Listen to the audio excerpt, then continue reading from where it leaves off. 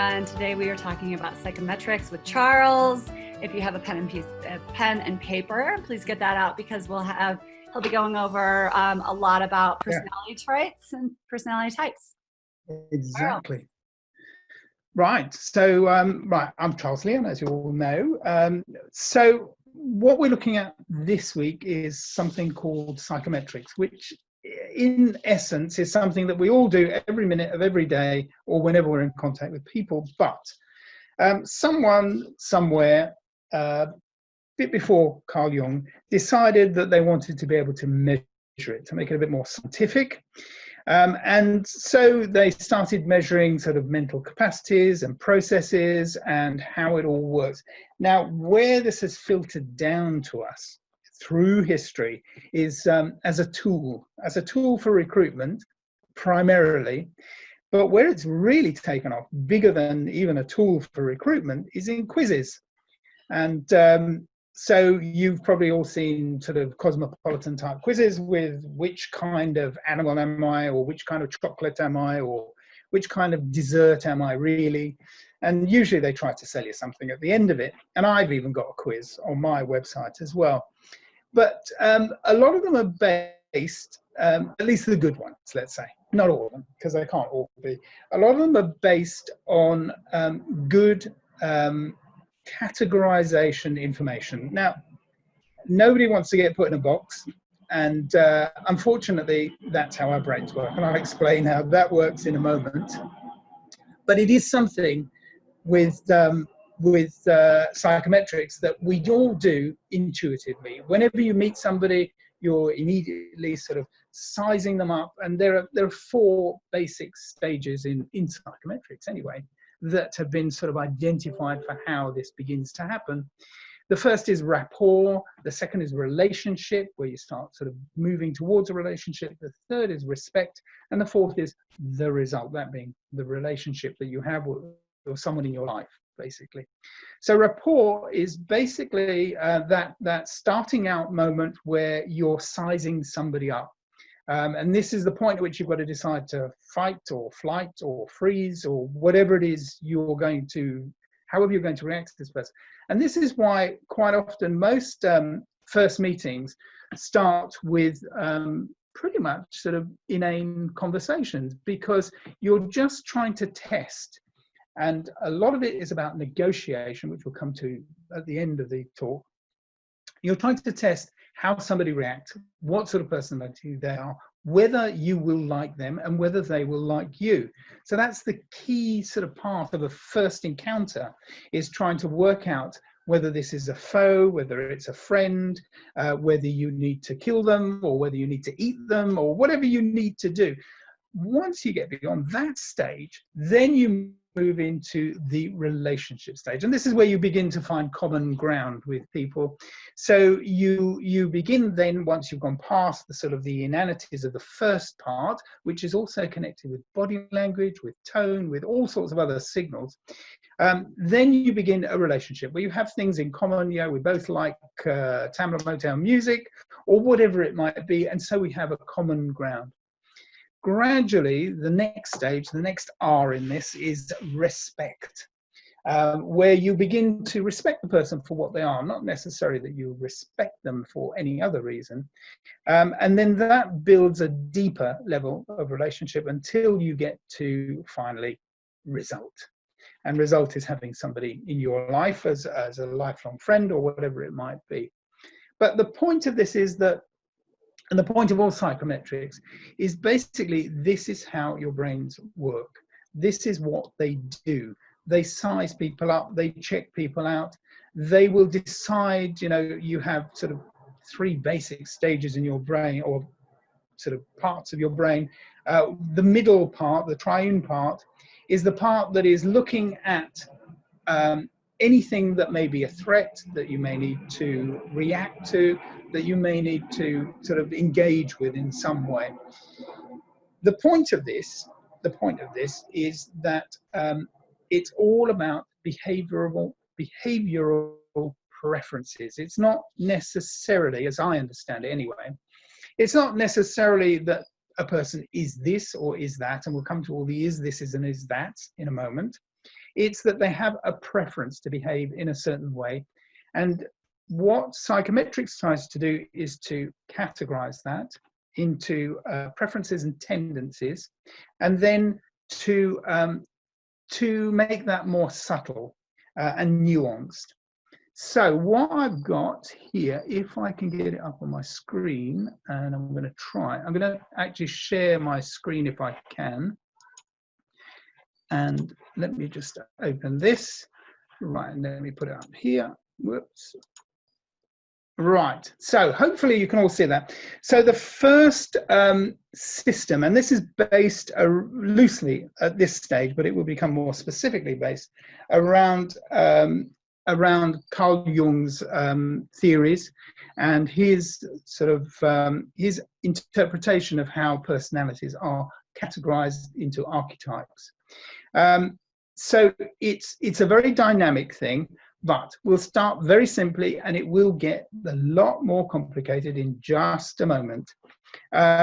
So it's basically that how a person does anything is the clue to how they do everything. So we have these two crossing sort of sliding scales, thinking and feeling, introvert and extrovert. Two basic fundamental methods of categorization. That doesn't mean that there aren't others. There are, and we'll come to all of those in a moment. But it does mean that these are the first starting categories that we're going to categorize. And to some extent, the other thing to say about the brain really is that if we didn't categorize things, we couldn't really think about things. There's too much detail.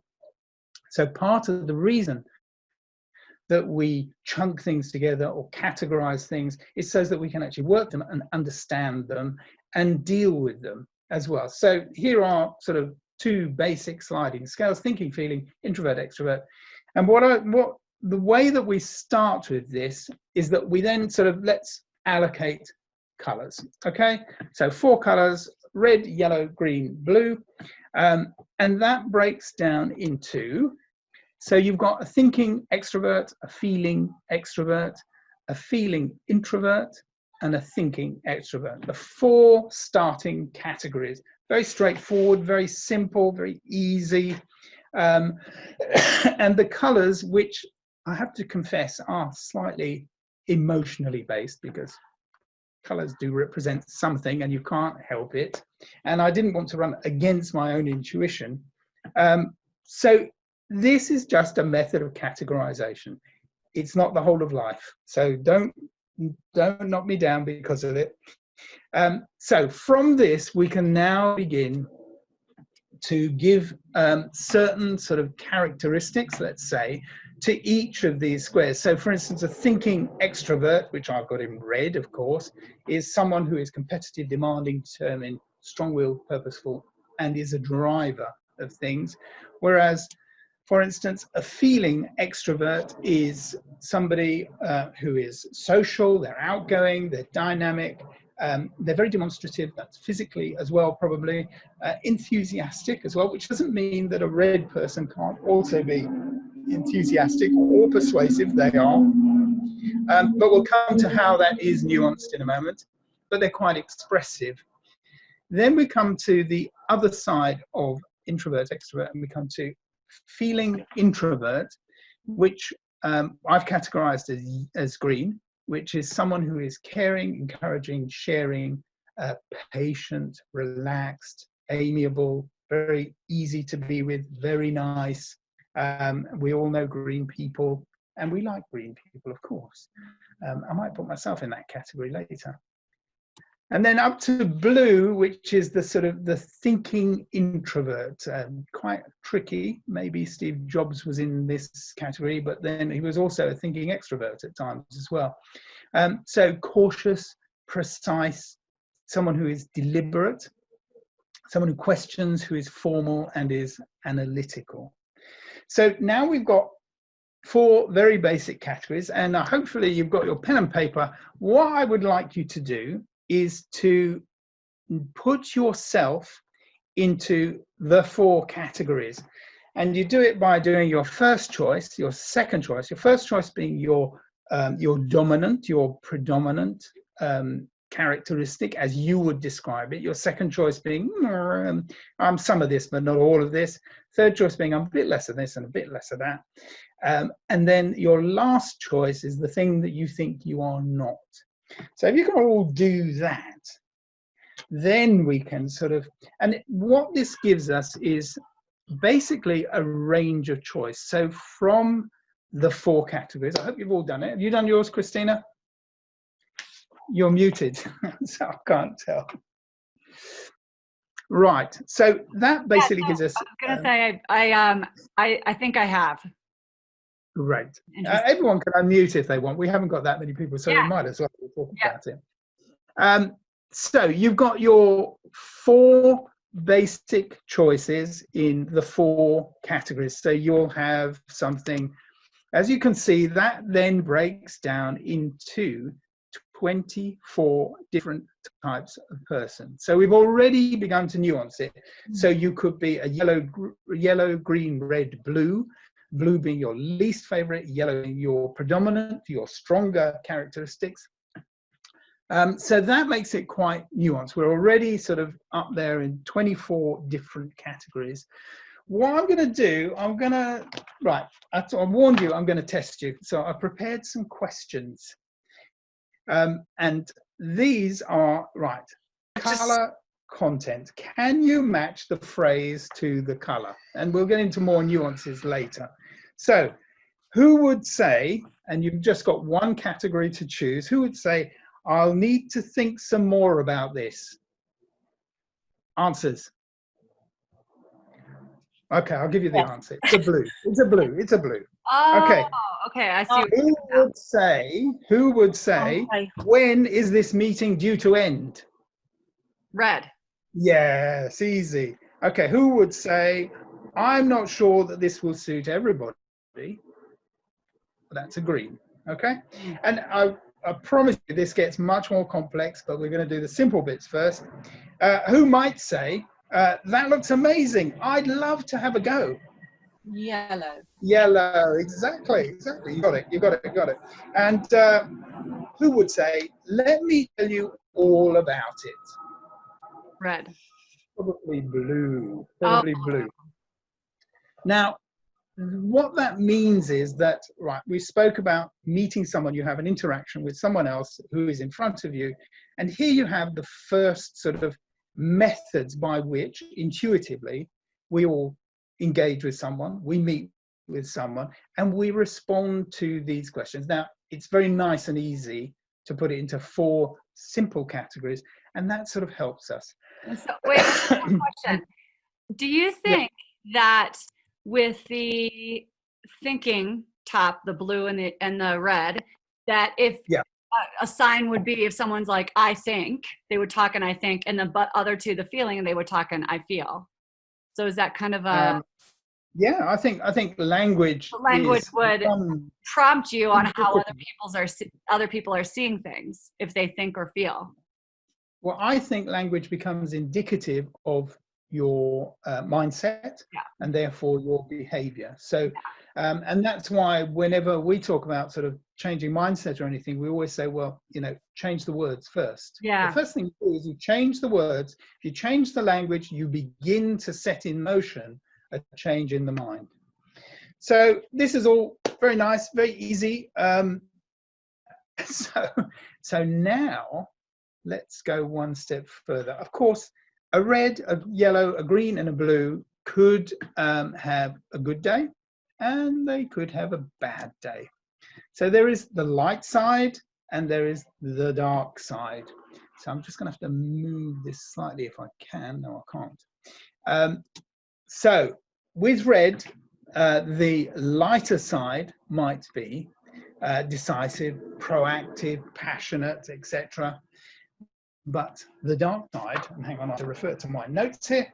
The dark side of decisive might be he comes across as controlling or impatient, or instead of passionate, he becomes hot-tempered. And I think temper is something we can definitely assign with the red category, and that's partly why I put red in. So direct can come across as insensitive. I know this from, and I better speak very quietly, my wife as well. who can sometimes be a bit too direct, and that becomes a little bit insensitive, as we know. So I won't sort of go through every single one, but you can see that you can have a light side, but you can also have a dark side. So it's not all sort of sunny skies. The same with yellow, where someone is animated, where they're lively, they're engaging, they're optimistic. That could also be, on a bad day, unrestrained, self-promoting, manipulative as well. Someone who sort of wants to force other people to behave in a certain way. Or they could be showy or noisy instead of being articulate. So it depends also on perception as well, and how two people are engaging.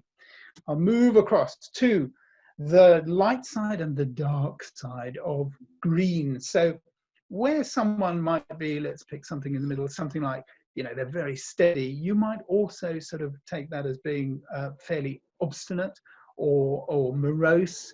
And if they're unassuming, you might think, well, they're just not engaging. They're being completely and utterly stubborn. So you better be concentrated, because in a minute I've got another quiz for you. So as someone who is, for instance, who has predominantly green, who comes across as understanding, might also be thought to be, well, you know, they're just compliant. So, and similarly with blue, where, you know, factual, careful, quiet, conventional, these all sort of match in with the cautious, precise, deliberate. That was the overarching archetype, and this is now into slightly more depth. So then we get into deep thinking, and maybe they're just preoccupied, or, you know, there are darker sides to this. So what I'm going to do now, I'm going to ask you to categorize. Right, we're going to do it on chefs, because I think that's quite easy. Having seen all these characteristics, can you name, or think you might name, a chef who is a red characteristic? I think we all know, Gordon Ramsay. Yeah. And then, for instance, a yellow characteristic. Well, I reckon that could be someone like Jamie Oliver. Have you got Jamie Oliver in the US? I think you have. Yeah. Oh, yeah, he would totally be. Yeah. And then green being this feeling, introverted, slightly sensual. It's got to be Nigella Lawson, of course. Oh. So I don't know. This just and blue, where you've got sort of yeah. cautious, precise, and, you know, questioning, is maybe Delia Smith or something like that. So we've got to this level of complexity, and as I said, we've now got 24, but psychometrics can push even further, and this is where we begin to see some of the Jungian archetypes coming in, and I'll come to that a bit more in a moment. So what's very important about all of these is that it isn't just it's not just what people say, it's how they behave, it's their body language, it's their tone, it's the content of what they use. It's basically whole personality traits. And you can see how, or I hope you can see how this could be, I mean, you could easily profile people to say, right, we are looking for a green, yellow, red, blue person to match a complementary manager in a company or whatever it might be. So this is why it has become so powerful in recruitment. And also going back to quizzes, I mean, who couldn't allocate either an animal or a chocolate or a snack bar or whatever it might be? And we've all done those quizzes, and the reason that we do them is because we want to know something about ourselves that someone else has seen. That's the predominant reason I think that people do quizzes, is they want to know what other people think of them. And so you enter into the quiz, be it a silly cosmopolitan quiz like which eyeliner is better for me, and then you find out, oh, well, I'm this type of person, or whatever it might be. So I think that's the main reason. The other thing is that this is far less binary than, say, Venus and Mars, or men are from Mars and women are from Venus. And it goes into much more depth than that. And we're going to come to yet another level of depth, which nuances it even further. So having started with very clumsy categories, I think, you know, red, yellow, green, blue, we then sort of began to overlay with the predominant characteristics of it. Then we looked at the lighter side, then we looked at the darker side, and then the combinations of things. So you not only have, you've got the 24 categories based on the 4 basic colors, because that's the nuancing of it. So the next step that comes into it is from Karl Jung and the deeper underpinning sort of psychology, particularly of archetypes. There's a lot to say about Karl Jung. And I'm definitely not an expert on Karl Jung, but I do know a bit about how psychometrics has been used from the teachings of Karl Jung. What he basically says is that there are 3 basic elements, 3 psychological preferences, and they're on a sort of continuum, that being the introvert, extrovert, then thinking, feeling, and finally he adds in sensate and intuition as well. This, I think, covers 2 very important points that are not quite into the basic model, because sensate is more about physical feeling and physicality, and intuition is more about spirituality. So I think now we've got sort of on top of the 24, we now have another 2 further nuances, which actually I'm going to break down in a moment into 16 categories rather than 48 categories. But you can see that you can actually have quite nuanced categories of people that is very, very, very strong and very powerful and very useful, particularly in recruitment, I think. So I'm going to go to the next slide. Yeah. So I've broken down the 4 basic colors into their sort of tertiary colors, or secondary colors, I should say, just to begin to sort of work around it. So the interesting thing about Jung is this other concept of the bipolar dynamic. Now, the bipolar dynamic says that you are the opposite of what you are not. And that sounds contradictory, but my word, it's very clever. Because everything you say that you're not is basically affirming or reaffirming what you actually are.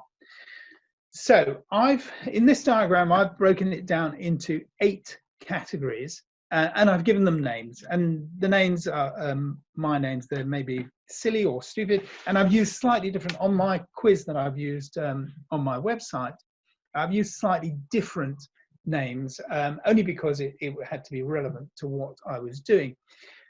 But there are 3 basic sort of stages, if you like, in personality from Karl Jung. One is attitude, and the 2 others are function, a function and a function, and they interplay as to what will be the main predominant attitude.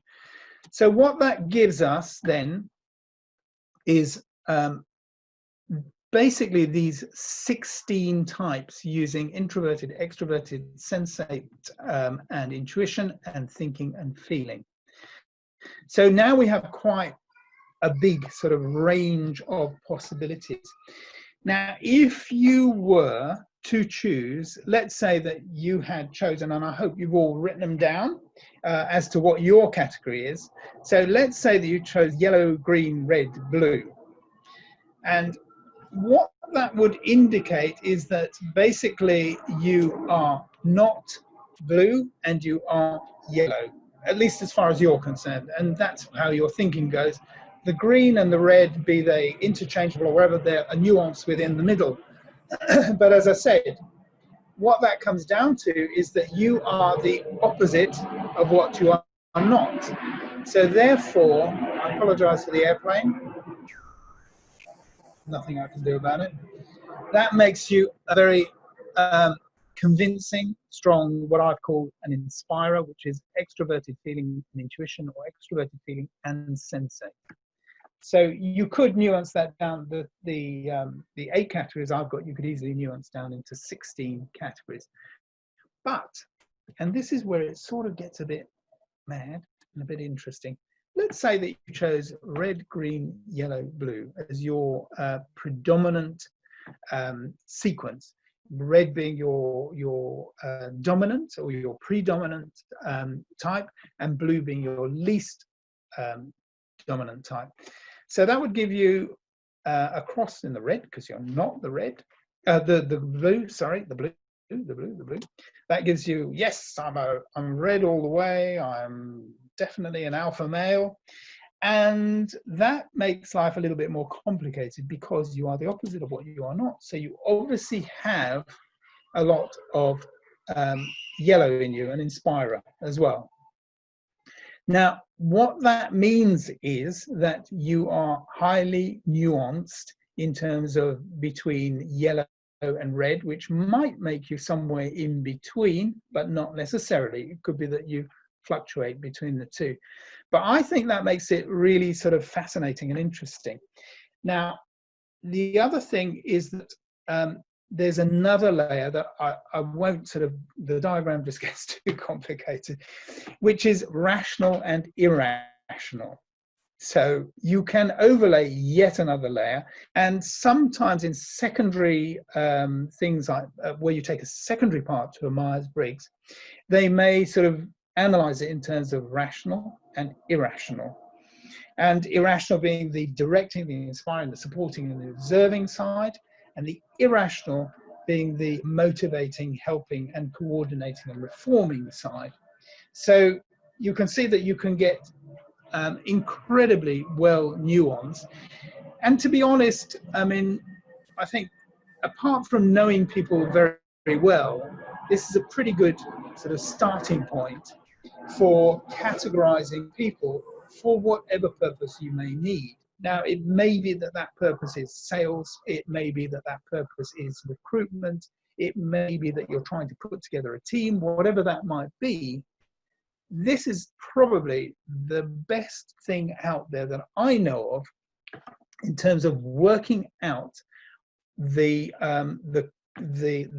balancing of a team. So you wouldn't want to have everybody who was a red predominant, because you might have a few little problems in your meetings, being far too dominant, far too strong, and far too opinionated for that matter as well. So you would want to blend and have a mix, and this goes all the way across to the 10 personas that you need to really run good meetings or brainstorming or whatever it might be. So the interesting thing is that the last choice is as significant as the first choice. So, and the middle choices are basic, appear to be nuances on it. Now, they're all sort of, as I say, on sliding scales. So it could be that you're red, but you've got a lot of green working with you. But being the opposite, you've also got the yellow in that red, green, yellow, blue example. So it can get as complicated as you want, or as complicated as you need, or as simple as you need. As I said, you could just as easily use this to say, what kind of animal am I, or what kind of fluffy bunny am I? It doesn't, you can use it however you need. But the basic measurement, the basic science, and measurements, as far as I think, only work as a comparative measure. You can only have a measurement if it's compared to something. So therefore, if you have 16 categories, you have 16 relative comparisons to make of various personality types. And you probably, I mean, I don't know about you guys, but you know, you might now begin to look at somebody and say, oh my word, this guy is way too red for me. Or I'm definitely not going anywhere near a blue, because they just give me the blues. Now, this is where I think the other people who are intuitively very, very strong with this kind of interpretation would be salesmen, or sales generally, or anyone who is what we would call a compliance professional. So think of it as a car salesman. So if you know that you've gotten through the initial stages of rapport, you build a relationship. I think part of the problem with sales is most sales tries to get straight to the result. Instead of sort of building rapport, relationship, and then respect, and then it's easy to sell, then they try to go straight to to the result, and that doesn't really work.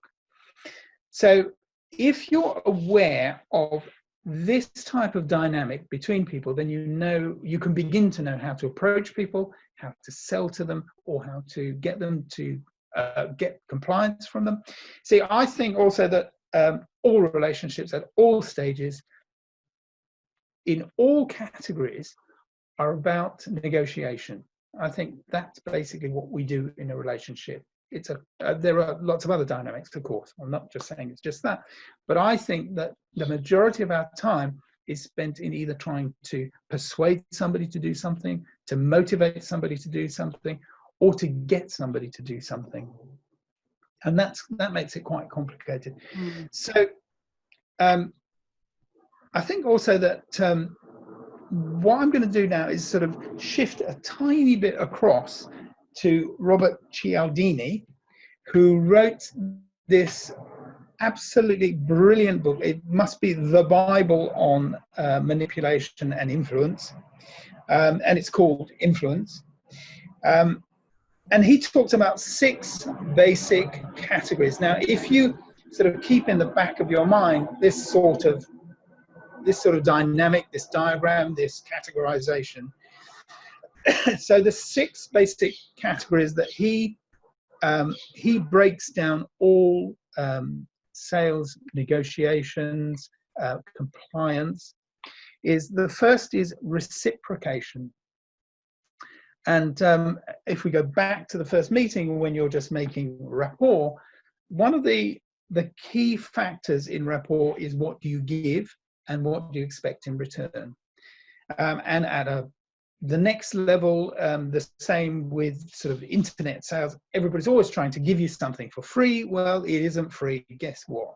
They want something from you. Of course, that may be a sale. That may be just your email address so that they can sell to you later.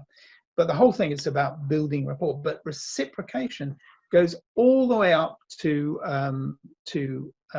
governments, to politicians, to big business, to anything. We give aid to countries because we expect their support for something, or we give support to, let's say, France against, let's say, a North African company that I won't mention, and as a result, we expect France to give us something back. Reciprocation is one of the strongest forms of compliance. Now, you can't do reciprocation unless you temper it to the person that you're dealing with or the organization that you're dealing with. And that's where these sorts of categories are very helpful, I think. So that's the first category, is reciprocation. The second, of course, is social proof. And this has gone, I think, right sort of through the roof in the last few years, where every single website you see has got some sort of social proof. Someone is giving you some sort of affirmation about who you are, what you've done, how wonderful your service is.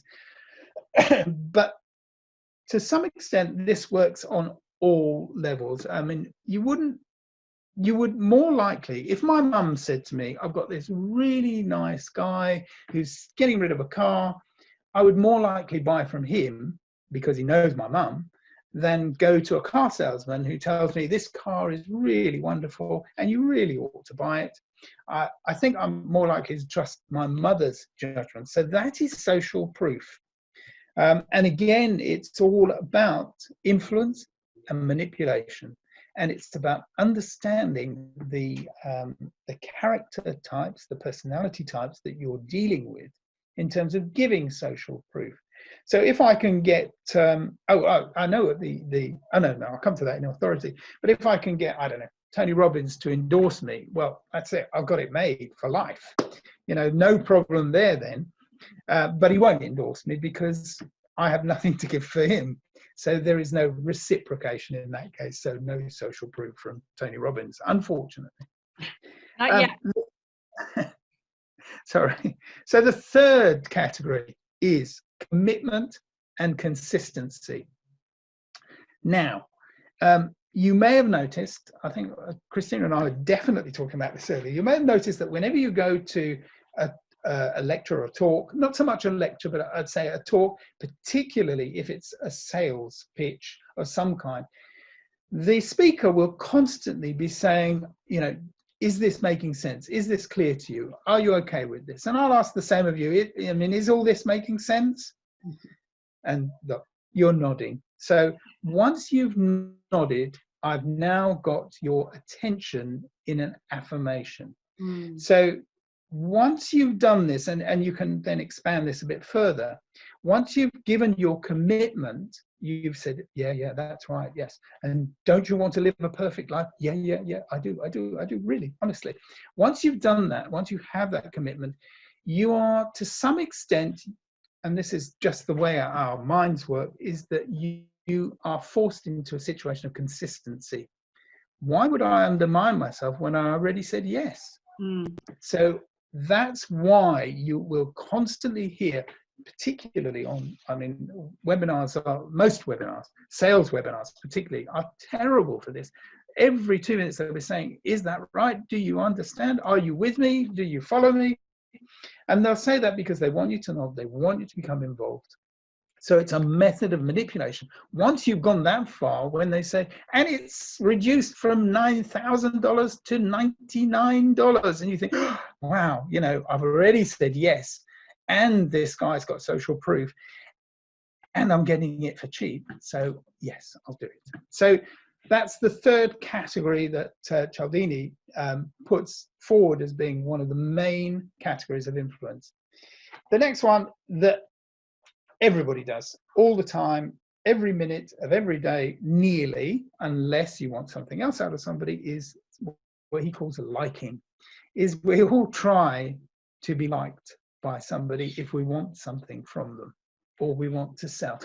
I mean, you know, a salesman selling, say, a very expensive car is not going to be foul and disgusting and say, well, he might sort of use a bit of reverse psychology in that, I don't know, but he will try to be liked or admired by you. And this liking, this sort of being sort of pulled in by somebody you like, is somebody you want to have a relationship with of some kind. So you've gone past the point at which you're at the beginning, you're not just at rapport, he's trying to build, I will say he, because most of them are he's, you're now into a situation where he's trying to get you to like him. When you like him, it's much, much easier to sell. And similarly, I think this works on all levels, possibly where it gets to politics and to that sort of level of negotiation. It's slightly different because there is posturing, gesturing, there's assuming a position, which may be a position of strength. It's not about liking, it's about being seen to be a certain type or category. If there's one thing that I would love to really understand properly, it's negotiation techniques. That must be just fascinating. So anyway, next category number 5 is authority. We buy from people that we believe have authority, and there's so many wonderful stories about authority. There was a wonderful test done many years ago, not that many years ago actually, in a hospital where a doctor turned up in flip-flops and jeans, and it was in A&E, and he wanted to treat a middle-aged lady, I think, and she said, well, no, where's the doctor? You can't possibly have that kind of knowledge. So he went off, changed his clothes, came back with his white coat, and she said, that's better. Now you can diagnose me. The other one that really amuses me was there was an advert running in the US for years and years and years. I think it ran over here as well. And it was, I can't remember, I think it was toothpaste or something stupid anyway. And it was, the person they had on TV was the actor who plays Marcus Welby, MD, which was an old series in the US. And he was endorsing it as if he was a doctor. He had a white coat on, and he was endorsing it as if he was a doctor. But this isn't a doctor. This is an actor who plays a doctor. But people felt that gave it authority. That gave it meaning. And I mean, we see it in, I don't know, everything is that, you know, they'll roll out a scientist and say, yes, well, according to, and we think, whoa, you know, we can't argue with that. This is a world-renowned scientist, when it could be, I mean, as we saw with COVID, following the scientific evidence doesn't necessarily lead to a better result, certainly not in the UK and definitely not in the USA. So there you go. The final part of manipulation, influence, and all of this category, all connected to personality traits, is scarcity. And this one, I don't know how many of you sort of look at sort of internet sales, but you will so often see a clock that's ticking down. It's complete rubbish. They're not taking it off the market in 10 minutes. That's not true. But I defy you not to feel a sense of urgency when you see the clock is running down and you think, oh, I better get there quick. It's so overused now in sales, manipulation, in compliance, that it's very rare not to see it. And the other side of scarcity is, of course, rarity, which is also used in order to induce people into a compliance situation. So, I mean, gosh, there must be, in fact, there is a phenomena, I think it's called Geffen goods in economics, where you price something up and into a market. So, for instance, you wouldn't trust a Gucci watch if it wasn't the right price. And if they were selling it to you for $9.99, you would say, nah, can't be, must be a fake.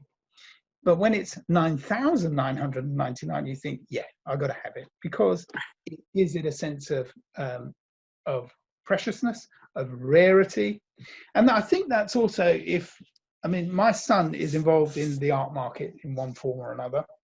And the art market seems to run on the basis that, well, there's a lot of social sort of posturing within it, but the art market runs on rarity, on exclusivity, on uniqueness, and otherwise, and marketing, a lot of marketing nowadays, much more than there used to be, I think. So scarcity and rarity have got an incredible draw on personalities, on people. And those are the sort of 6 basic categories of influence that Cialdini goes into, and I would highly recommend his book. It's called Influence, and it is really the Bible of compliance professionals. So that's pretty much what I have for you. What I will put up onto the replay is my take on the categories. These are the ones I've used for my quiz. If you haven't done my quiz, you have to go and do it. It's on my website. And I'll tell you one other silly story, is that, and in fact, I think I'm done with that. I'm going to stop sharing that. So a silly story is that, where was I going? I've forgotten what I was going to say. I was going to tell you something really sort of stupid. Anyway, sorry, completely lost it. But I'll come back to it in a moment. The only other thing we were going to talk about was potentially just a little bit about emotional intelligence, which is not quite so much included in those categories. So we've spoken about that before, particularly when we were talking about sort of optimizing and the different types of intelligence that exist out there. What this sort of psychometrics doesn't do, it doesn't replace your intuition, that's for sure. Your intuition is still your predominant thing, and you need to trust your instincts, obviously, because they're probably more right than they're wrong. And the problem is that we tend not to trust them sufficiently, and that requires some emotional intelligence. So you could go a bit further with this, and there's another overlay. Oh, Lucy did the quiz and was the artist. Well done, Lucy.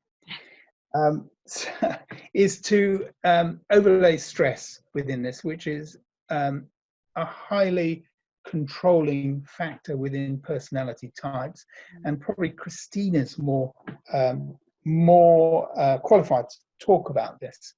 And I think that's just, yeah, we're just about at time, if that's okay. So that's a basic introduction to psychometrics. This all comes from the most simple book, wonderful, by Andy Edwards, and it's called Why Can't More People Be More Like Me? Or Why Can't People Be More Like Me? And he basically takes it step through step, exactly what I've done. So I've extracted from that. It's a very easy read, and it's very easy to get into, but he also goes into the same sort of depth and possibly even a little bit further as well.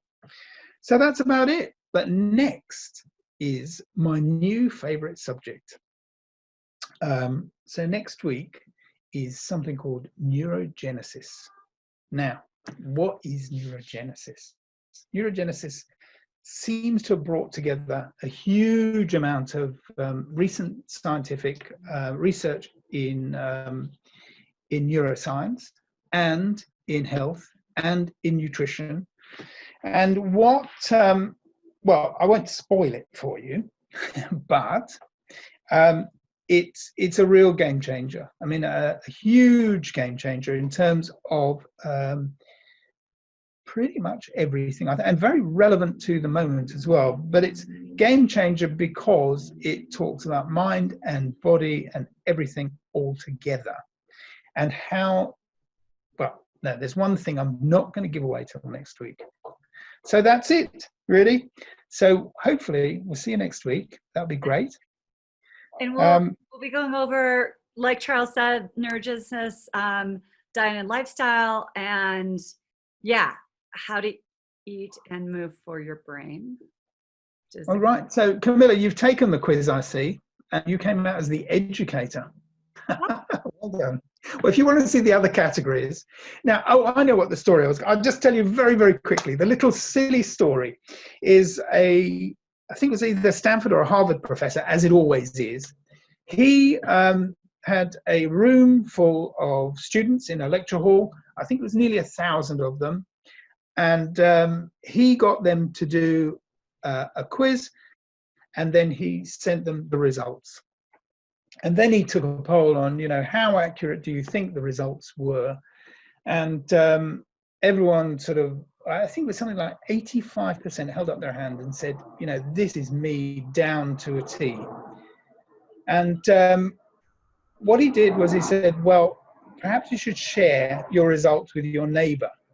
So they passed their results to their neighbors and found that he had written 1,000, I think it's 1,000 identical profiles to each and every one of them, but they were written in such a way that everybody felt it was relevant to them.